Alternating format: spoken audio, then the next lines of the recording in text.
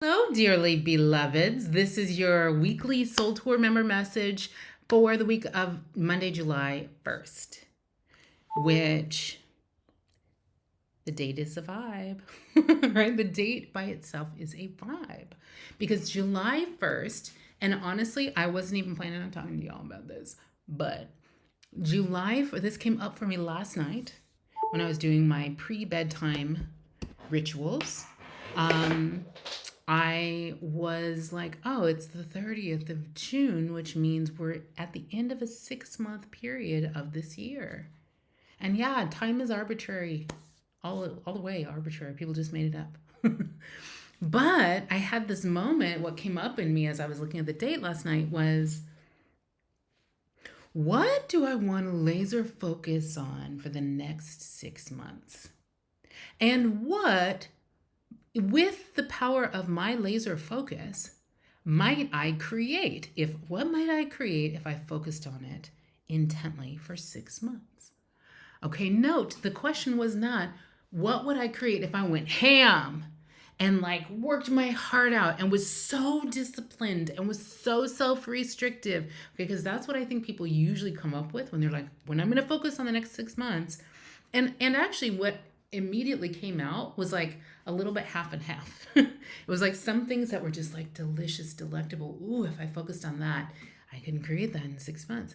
And then there was like a couple of things that I was like, you know what, when I look at that, that's a little more like I could work really hard and achieve that in the next 6 months. So I crossed a couple things on the list.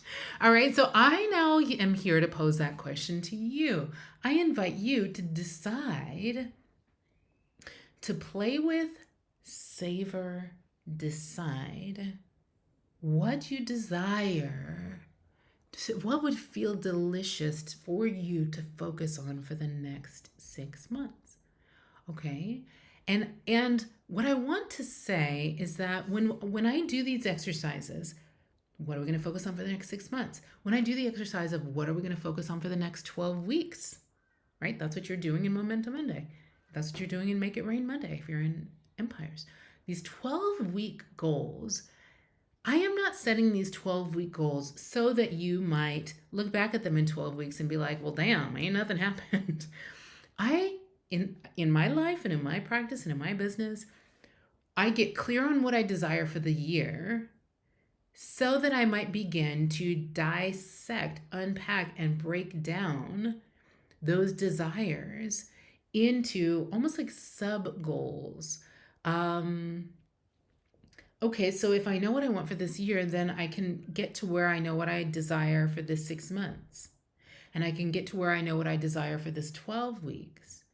And some of it involves some magic and manifestation, but some of it also involves leveraging your own creative power, your own radical fruitfulness, okay? Your own, like, knowing that if you want to go from here to here in 12 months, then you kind of want to make some progress from here to here in 6, and you want to get from there to there in 12. And it may not be exactly broken down like that, right? It may not be every month you desire to make 1/12 of the progress, because that's not how my business works. We work in lunches, our business is seasonal, my life is also seasonal, but I kind of always know clearly what it is that we're working on, playing with, and creating through our own radical fruitfulness, through our own human cause and effect action. And then there are always some beautiful things that I am like standing out of the way and letting the magic of manifestation, God doing God's thing, Goddess's thing, create. What I thought of as I was working in my rituals last night was, God is the masculine, the divine masculine, the king energy, warrior, magician, lover energy, creates through a lot of power. We talk about the creative power that formed all worlds, right? The infinite intelligence that encoded our cells and the air to know what to do with each other. All right. There is a lot of power there, and you are a droplet of that ocean of power. Okay. God creates through creative power, the goddess creates through your joy. So if you're going to focus on creating things in the next 6 months through this you God goddess partnership, okay, through this triumvirate, then you must focus on desiring what you desire and letting these things be beautiful and letting these things be easy and showing all the way up to discern and detect what is yours to do in any given day.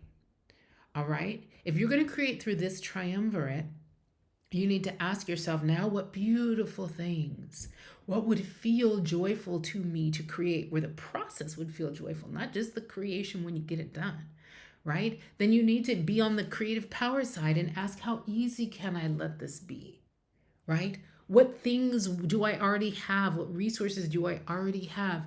How can I show up and be radically fruitful, knowing that this is where my zone of genius, and bringing in, calling forth the greatness and the genius of others to participate in bringing this thing to life, right? So again, when we set your year vision and then you begin to set 6-month, quarter, 12-week goals, I'm not just doing that to be out here and be magical. I am magical every damn day of my life, and every day I show up and do works too. And but I can do them without it becoming a hook. And I want you to set goals and to work toward them without it having to be adrenalized, without it having to be driven by, oh my gosh, if I don't get that goal by that time, it means that something is bad or wrong about me. I don't want you to let your goals be adrenalized. I don't want them to be fueled with dread of the unwanted outcome. I don't want them to be set by, I don't want you to fuel your work through a storyline of scarcity and unworthiness and trauma. I want you to fuel it by a story of the pre-trauma story of you, the beautiful technicolor things that your heart feels joy as you create them, because when you create them, it ain't just you. It's you in concert with all that is and the power that formed all worlds. The goddess creates through your joy. All right? So I want you to sit with a question. What are you wanting to focus on for the next 6 months? What could you create if you focused on it with laser focus in the next 6 months? And I want you to come into the WhatsApp group and let us stand in agreement with you on that creation coming to life in this way that allows you to be, in your full power, your full creative power. All right?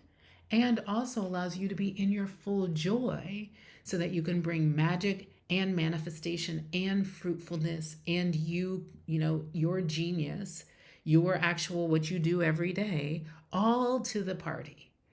Okay? And from there, you'll be in a beautiful place to set your 12-week goals. Okay. So that all happened. And those 12-week goals, depending on what your business is or depending on what your life goals are, the 12-week goals should tell you what inspired actions you're going to want to take. Okay? Much more on that. All right.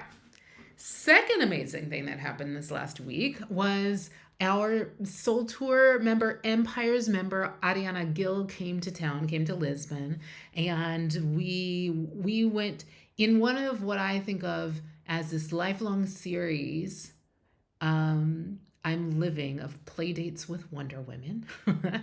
Ariana came to lunch with me at a beautiful place, one of my favorite restaurants in Lisbon called Rocco. And we went deep into her, we went deep because that's what we do. That's just how we be. So we went deep into her business and this big transition she's engineering in her business. It's kind of beautiful and very missional, but I also know will unlock a lot of prosperity and results for her. We got deep into the difference, how to discern what is a real prerequisite in your business and what is a false prerequisite in your business. We got into a lot of human design actually, and how to use it as she's making these like decisions and creating a new season of her business and of her life as she moves from one geography to another. We manifested some berries together because we ordered this like delicious lemon meringue cake. You'll see in the photo, it's literally the slice of cake is like the size of my torso. It was wild. Um, and I just wanted a bowl of berries to go with it. And the waitress was like, nope, sorry, can't do it. She said, we asked again, and she was like, no, can't do it. Let's ask my chief. And the chief came over and he was like, no, can't do it. And then he said the magic word. He said, it's not possible. And I said, bruh, you don't know us like that. Everything is possible. Just ask. Go ask the chef. And in the picture, you also see the bowl of berries that we got. But there were a bunch of mic drops in this conversation. I really wish you guys could have been there. I wanted just to share a little bit with you so that it's almost like you were there. The first concept that was so lovely was when she first sat down, she was like talking about this concept. She's like, I can't remember the name of it, but it's this idea of well, what it actually turned out to be called was ominous positivity. And the meme she had seen that inspired this conversation, this part of this conversation was, it says, I just discovered ominous positivity and I'm obsessed. You will be fine. You have no choice. Everything will turn out okay. You can't even stop it. You will succeed. It's inevitable. Better days are already coming. It's too late now. And I love that because it's a little sarcastic and it's a little funny, but it's also very, very true. There are some laws of the universe no one can break. And sometimes your trauma brain wants to tell you that it's too late for you. It's too late for you. That it's too late for you to succeed. It's too late for things to work out. Too many things have gone too wrong. It might not actually work out in the end. And I love the idea of this because sometimes when you're feeling that way, it's helpful for me to come remind you that that pronoia is not a cute idea. It is a law of this universe. Everything is always working out for you, even when it feels really shitty.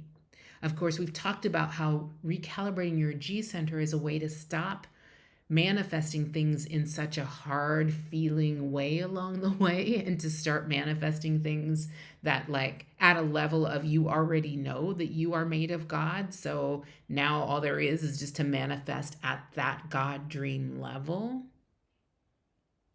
Right? But even up until then, all of it's working out for you. And I'll tell you what, this struck a chord with me for two reasons. One, because I used to have the experience of being afraid to want what I wanted, not because I didn't believe I could have it, but for the opposite reason. Because early in my life, I wanted some very specific things and I manifested that shit and it was terrible. It was like some of the worst experiences of my life. Wanted to marry that specific guy, married him. Oh shit. Take it back. I take it back, God. I take it back. Wanted to marry that next guy. Oh no, married him too. Shit. Right? And I think coming out of those particular experiences, for a long time, I remember the first time I saw Laura Day talk about just like putting what you want in the circle and being like, I don't want to get that specific because I've done that before. And what it was is I didn't trust myself to set goals that were actually good for me and would come out for me in the end. Now I know a lot about manifestation. Now I know about the G Center. Now I know from whence I was attracting those experiences. But the truth is, even all through those experiences, and I came to learn this later in life, it was all working out for me even then. Even the worst, the depths of the depths. The more I have come to the state of being that I'm in now, where I'm like, oh no, I literally am made of God. I am queen. I am goddess. I am warrior. I am lover. The more I have come to know the truth of that, the more I've seen, whoa, I was formed in part by my design, yes, in part how I was born, yes, in part to whom I was born, yes, in part by my ancestry, in part by God and what I've created intentionally, and also by those experiences. Okay, so like, would I say, if I had to do it over again, would I do it over again? Listen, that shit is so hypothetical. I don't know why people ask that kind of stuff. Your girl ain't got no time for hypotheticals. I'm out here creating empires. We out here creating empires, creating farms by the beach. We ain't got no time to be playing nobody's hypothetical game.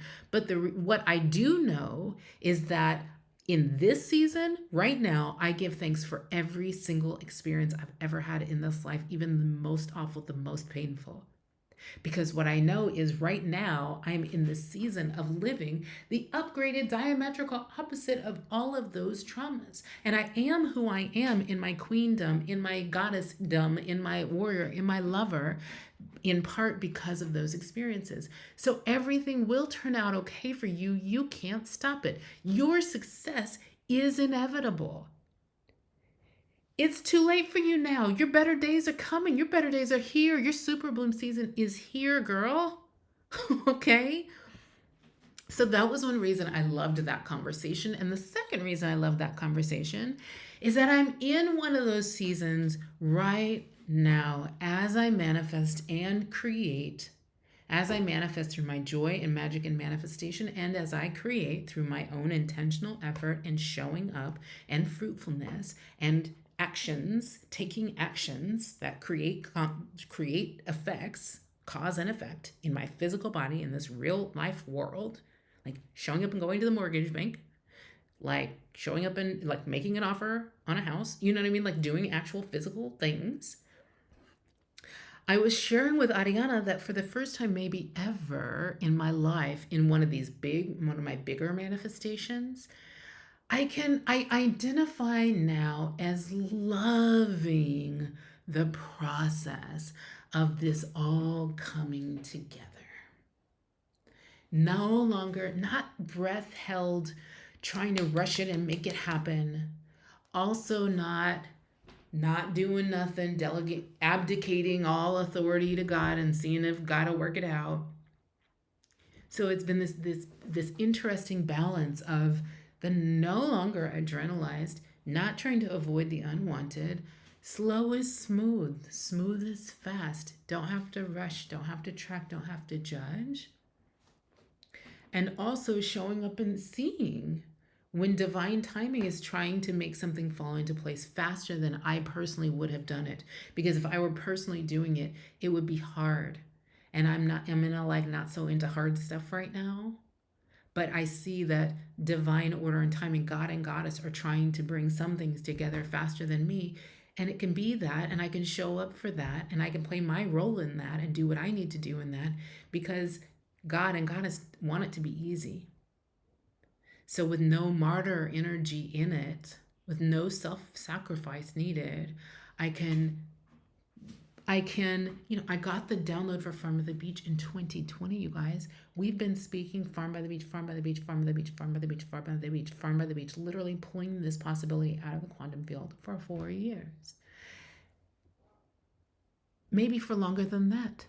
Maybe since 2019 when London came to me. Maybe since I moved to Oakland. Maybe since I bought my first home 25 years ago, because some of the monies that will create Farm by the Beach are monies that appreciated and increased and grew over from the first house I ever owned, where I put like $3,000 down, to the second house where I, doubled my money, the third house, and then coming here, and money in the stock market and money in the business.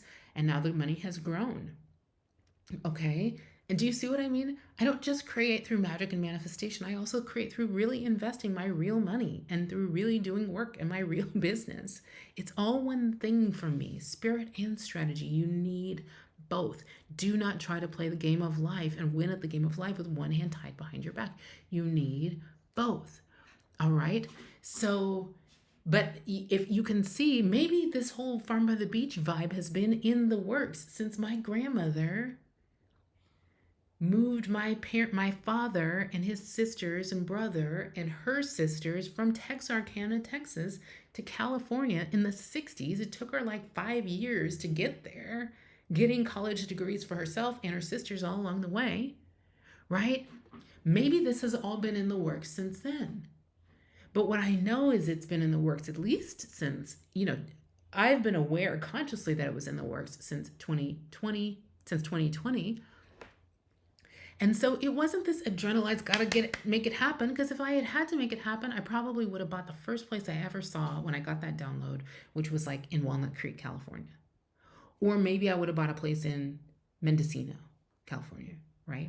But instead, we just started going places. We started going to Mendocino. We went to San Jose del Cabo and Baja. And then we went to Yucatan for a while. And then we went to Valle de Bravo outside Mexico City. And then we came to Lisbon. And I was on that side of the river. And then we came on this side of the river. And it's been all the time getting more specific, all the time following my strategy, waiting for invitations and seeing them, all the time letting divine order line stuff up and clarify what I even wanted, all the time letting divine timing let slow be smooth and smooth be fast, and also seeing when divine timing was like trying to accelerate me by letting things be easy and showing up for that too. So I loved this conversation I was having with Ariana because she said, she's been toying with and playing with this beautiful concept that the process of creating what we're creating is it's not departure point, process, destination. The process, she said, is the departure point and it's the destination, right?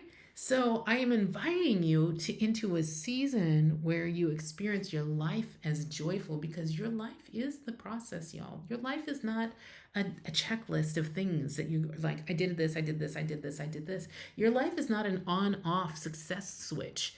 Do you have the house? Okay, then it's on. Do you not? Then it's off. No, you can dial up your feeling, and which is all there is, and story of being successful by how much liberation are you experiencing during the process? How much wholeness are you experiencing during the process? How much joy are you experiencing during the process?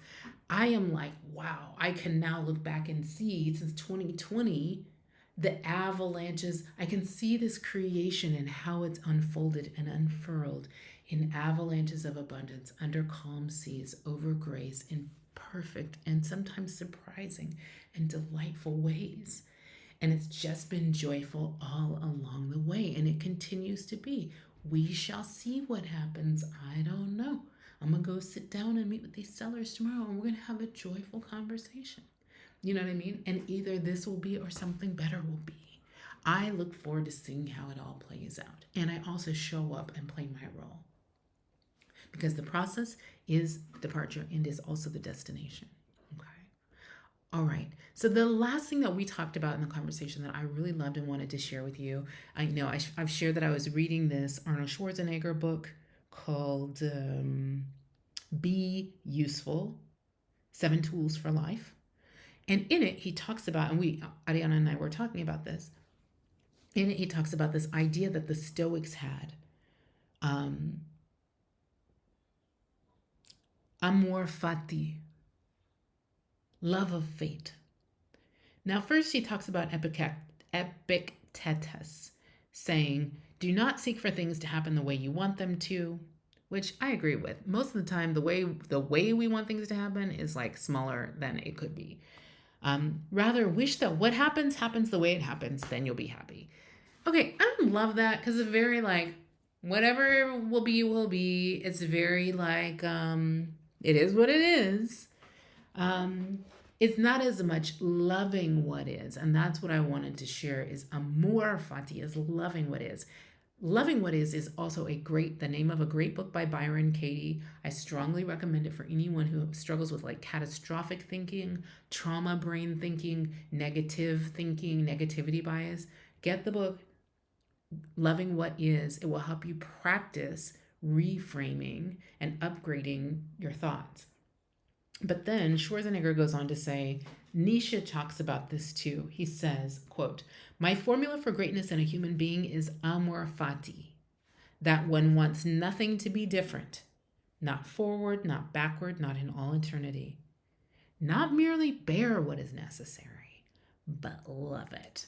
Okay, that's what I love, is the idea of loving it. How can you come to love whatever is? You can, well, Ariana and I talked about it, and she was like, yeah, I love that idea that what's for you, which in our world we know is the highest good manifestations are for you, period. Okay, hate to break it to you, they are for you. I love to break it to you, actually. What's for you, you won't even be able to avoid. And what's not for you, you can't actually force your way into. And I'll tell you, I think you can force your way into it, but it won't stick if it's not for you. And what else I want you to know is that what is for you, the blessings that are for you, they will run after you and chase you down. They are chasing you down. They've been chasing you down. That's why it doesn't feel good when you put your foot on the brake of your own dreams and goals. And that's why people end up coming into my world in the Soul Tour programs. Soul Tour programs are where the Soul Tour universe is, where people come when their blessings are trying to chase them down and they haven't been able to stop and see them and receive them. My job is to press pause on you running from them so you can see them and acknowledge them and start to receive them. All right? So that's what I want you to try on. The Amor Fati, love what is. Look for, ask yourself, like I ask myself all the time when I'm in a moment of, it's like, not only do I do an overreaction diary, I also ask myself, what wonderful things are trying to get to me through this?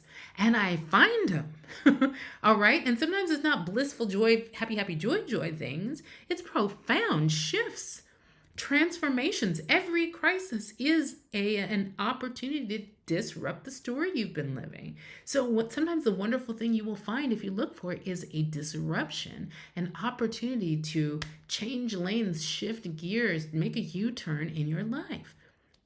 So I say, show up to your life all the way. Don't leave shit on the dance floor, y'all. Be clear. Know what you desire and stay high level with it. I was farm by the beach for 3.5 years until you start to get the specific download. And then you're like, oh, this neighborhood, oh, this listing. Interesting. You know what I mean? And then show up again. And all along that journey, do the work that showing up stirs up within you. There is internal work. You know, your dreams and goals and highest good manifestations are like spiritual highlighter. They will surface for you what within you needs to be worked out. They will surface for you what in your external life and circumstances, your systems, your goal setting, your way of working, your way of being, the relationships you have, what your desk looks like, what equipment you have. Doing the work, showing up. Just showing up to desire what you really desire is like, it's a lot like when you get pre-qualified. It's like getting pre-qualified for a mortgage in the United States. Very different here. Okay. But in the United States, when you decide you want a house, one of the first things you need to do is talk to a mortgage broker who will run your credit, look at your bank statements and tell you, oh, you need to pay those cards off, do this, save this much money, and then you'll be ready. Allowing yourself to desire what you desire at the highest good is like that. It will reveal to you what you got to do to get ready inside and in your life so that divine order can be established in your mind, body, and affairs. All right. So I want you to, as you come closer to setting some new 12-week goals, I want you to be like, my visual for myself is that I'm a beautiful dog with a delicious bone. I am focused, okay? I've got my bigger vision. I've got my 1-year desire. I've got my 6-month desire. What do I want for this 12 weeks? Break it down and then create. right? Be a beautiful dog with a delicious bone, meaning don't let your desire be a hook for your inner critic. Don't let it be adrenalized. Let it be driven by dread or what you don't want. Let this be a playful, fruitful creation game. Let it be easy. Let God do God's part and you do your part. Let it all fall into place. And love what is. Some of the most beautiful things I've ever created in this life, along the way, we had some plot twists. And some of them looked good and some of them looked dire. Okay? So I hate, I love to break it to you. You can't stop it. Everything will turn out great for you. Your better days are actually coming. It's too late now. Okay. And that's like, and that's because that's G's J. So you got to let G do G's J. As you remember, some of you guys will remember last year, this young man on TikTok was like, here's the new slang I want everybody to learn. That's G's J, meaning some things are your job and some things are God's job. So let G do G's J, and don't you take G's J back from G, okay? You do your job, let G do G's J. All right. Here's one way I help G do G's J, or I allow G to do G's J in my life. In my evening rituals, sometimes, like if I'm in a season of angst or resistance, I will do an overreaction diary where I'm like, what was that about? And I'll journal it out, and I'll almost always be able to see, the root of that resistance. And just by shining the light of awareness on it, usually I can dismantle it. In a season like the one I'm in right now, I do a list of my 10 favorite things every night because I just like to get into that energy and vibration before I go to sleep. Sometimes the 10 favorite things are big wins. Sometimes they're little tiny things. Like the big ass hydrangea London pulled off of my neighbor's bush on our walk today. But one thing I do, like on Sunday nights in particular, after I've organized my week and I've listed my intentions for the week, sometimes I'll make a separate list and I'll just write God's to-do list at the top. And I list on God's to-do list what things I want God to do. Usually things that feel challenging to me, hard to me. Give me just a second, baby bear. Things that feel challenging or hard to me, or that I don't know what the answer is, or I'm like, oh, I need to do that, but I don't exactly know how that's going to come together. I'll write God's to-do list those things out. And usually one of a few things happens. By the time I turn back around and sit down to do that thing on God's to-do list, either it doesn't need to be done anymore, something has come into my field of awareness. Lundy, can you give me just a second? That's making a lot of noise. I know. Bring it here. Something has come into my field of awareness just by putting it on God's to-do list. Here you go. I'll be right with you. You're welcome. You're welcome, love. I'm making some of these for you. Oh, thank you. Yummy. By putting it on G's J list, I go into the world. I'll pick up a magazine and it'll have something I needed. Or I'll read something, or someone will send me something on the internet, or a client will say something to me and I'll be like, oh my gosh, that's exactly what I needed. Sometimes I'll see an ad on Facebook, click the ad, and I'll be like, oh my gosh, this is literally like the mindset shift I needed around this project. Or I'll just sit down like normal to do the work of creating the thing, and it'll flow in a way that it wouldn't have if I had tried to do it when I wrote God's to-do list. So I invite you to write your own list, God's to-do list, for your next 6 months or any night you feel like writing it. All right. So again, come into the WhatsApp group. Tell us what you're wanting to laser focus on creating and manifesting, downloading, allowing, whatever, receiving in the next 6 months. And I'll see you on the other side. All right. I love you. See you soon.